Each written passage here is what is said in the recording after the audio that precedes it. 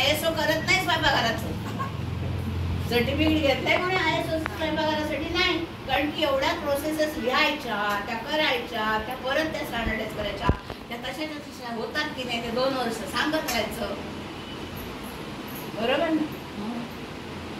होणार नाही. म्हणजे हे सगळं ज्याला जमलं त्याला बिझनेस जमलं.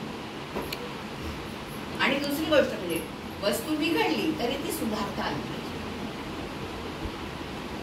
आणि ते आपल्याला सगळ्यांना येते.